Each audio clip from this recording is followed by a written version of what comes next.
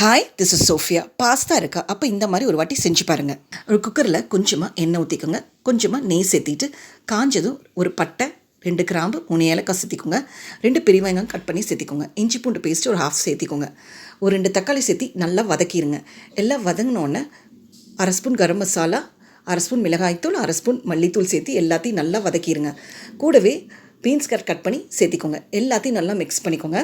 ஒரு 2 பச்சை மிளகாவும் கூட சேர்த்திக்கோங்க. இப்போ இந்த பாஸ்தாக்கான சால்ட்டு சேர்த்திட்டு எல்லாம் நல்லா வதக்கிடுங்க. எல்லாம் நல்லா வதங்கினோன்னே நான் 1 கப் பாஸ்தா சேர்த்திருக்கேன். எல்லாத்தையும் நல்லா மிக்ஸ் பண்ணிவிட்டு பாஸ்தாக்கு தேவையான தண்ணி சேர்த்திட்டு தண்ணி நல்லா கொதி வந்தோடனே 2 முட்டையை உடச்சி அதுலேயும் சேர்த்திக்கோங்க. கடைசியாக கொஞ்சமாக கசூரி மேத்தி க்ரஷ் பண்ணி சேர்த்திட்டு ஒரு 2 விசில் விட்டிங்கன்னா ஒரு சூப்பர் டேஸ்டி யம்மியான பாஸ்தா ரெடி ஆயிடுச்சு. கிட்ஸுக்கு இது ரொம்ப பிடிக்கும். கண்டிப்பாக இந்த மாதிரி ஒரு வாட்டி ட்ரை பண்ணி பாருங்கள். நான் கொஞ்சம் தண்ணி மாதிரி தான் வச்சுருந்தேன், ஏன்னா அந்த கன்சிஸ்டன்சி தான் கிட்ஸுக்கு பிடிக்கும். வீடியோ பிடிச்சிருந்தா லைக் பண்ணுங்கள்.